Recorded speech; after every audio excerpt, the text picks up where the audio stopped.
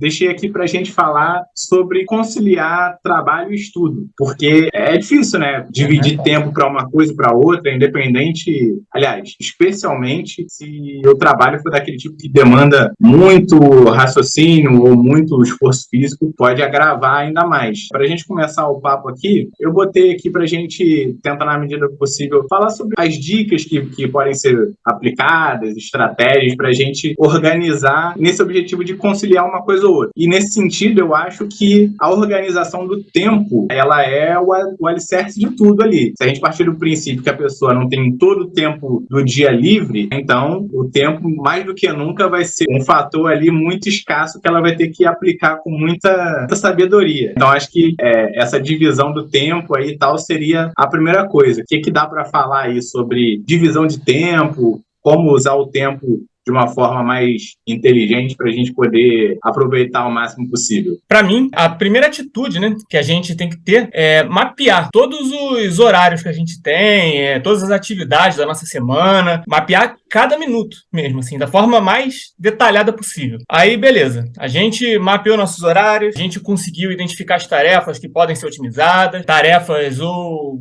atividades que às vezes podem ser desnecessárias, que às vezes você pode descartar, e se você descartar, consequentemente, você vai liberar mais espaço para você estudar, e a gente também mapear cada minuto que a gente vai ter livre daquele dia para a gente poder estudar, né? Para a gente dedicar aos nossos estudos. Uma vez que a gente já mapeou cada minuto da nossa semana, já sabendo os horários que a gente tem livre, quais horários que a gente está trabalhando, quais horários que a gente está ocupado com alguma coisa. O que a gente tem que fazer depois é se identificar aqueles horários onde a gente rende mais, né? Onde a gente é mais produtivo, por exemplo. Importante.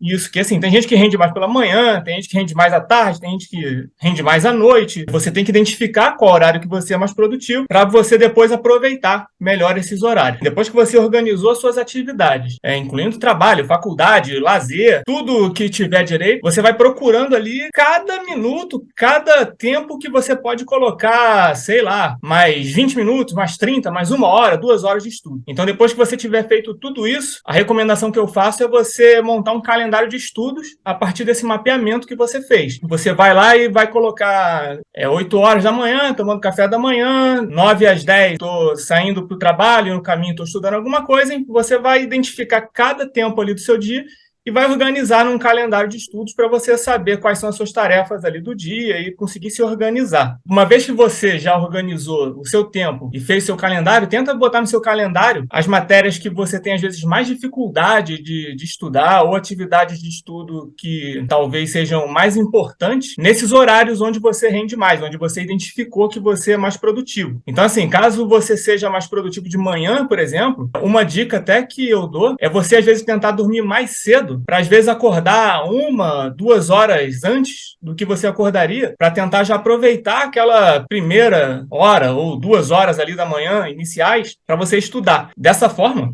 se você começar a estudar antes de sair de casa, você já garante que você vai cumprir pelo menos uma boa parte do seu cronograma de estudo. Então, assim, imagina que beleza, antes mesmo de você sair de casa para trabalhar, começando o dia, você já ter conseguido cumprir 1 hora, 2 horas do seu cronograma de estudo. E uma outra vantagem até de fazer isso, caso você consiga, né? Isso não é necessariamente um imperativo, é você conseguir se prevenir de imprevistos que vão ter ao longo do dia. Imagina que você se programou para estudar no final da tarde, mas no meio do dia você teve um imprevisto que impediu você de estudar. Se você colocou isso em prática e você já estudou de manhã, então, sei lá, você já garantiu 1, 2 horas de estudo ali naquele dia, apesar dos imprevistos que vieram depois. Então, essa de acordar um pouco mais cedo, se conseguir, eu acho uma boa pedida. E depois, nos outros horários também, você realmente identificar os horários que você tem para estudar e aproveitar mesmo cada minuto. Quando a gente diz mapear cada minuto que você tem livre, é importante a gente deixar claro que a gente não quer dizer que a pessoa vai usar cada minuto que ela tem livre para estudar, necessariamente. Então, assim, é só uma ressalva aqui para não passar essa impressão nem por alto. Então, quando o Júnior diz mapear cada minuto que a gente tem livre, é assim, assim, eu trabalho 8 horas por dia, 9 se contar a hora do almoço, e aí sobram outras horas ali. Eu tenho uma hora quando eu tô indo pro trabalho, uma hora quando eu tô voltando. Quando eu chego em casa, às vezes você tem filho, não tem? Eu chego em casa, tem uma hora livre antes de buscar meu filho em algum lugar, né? Alguma coisa desse tipo. Então, nesse exemplo aí hipotético, já seriam 3 horas. E isso não necessariamente quer dizer que você vai estudar todas as 3 horas, mas que você sabe quanto tempo você tem livre. E aí, dentro, isso. Justamente. E aí, dentro desse tempo livre, é que você vai justamente aplicar o que a gente fala. Quanto tempo você pode estudar por dia com qualidade? Para começar, você consegue 20 minutos, 30 minutos, 1 hora. Isso daí, eu particularmente sou bastante enfático com isso.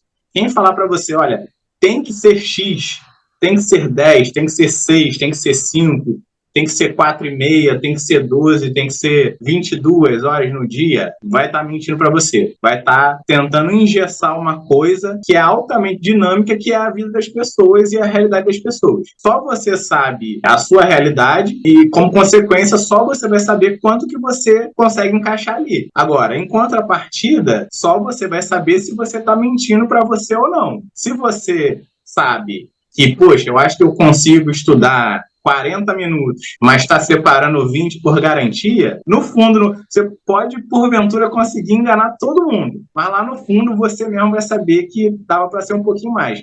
Então, assim, nem tanto ao mar, nem tanto à terra. É aquilo que você honestamente sabe que consegue manter por um período longo de tempo. Essa é mais ou menos a ideia. Contando tudo, né? Assim, quando a gente fala desse calendário, a gente está contando lazer, trabalho, afazeres domésticos, faculdade, se você estuda, tudo que está ali no seu dia a dia. Aí, lógico, cabe você mapear o que é relevante, o que não é relevante, o que você necessariamente precisa, às vezes, para poder relaxar, né? Se for um caso de uma coisa de lazer, ou o que pode ser descartado e transformado em momento de estudo, e também lembrar daquela máxima sempre do que feito é melhor do que perfeito. A gente nunca esperar a perfeição. Vamos botar ali, não, só vou estudar, se tiver 1 hora certinho aqui durante o dia. Não, assim, se tu tem 20 minutos agora e daqui a pouco você vai ter mais 30 ali na frente, assim, livres mesmo, quero dizer, de estudo, recomendo também que você aproveite esses momentos aí. Então, não fica esperando também o momento perfeito, né?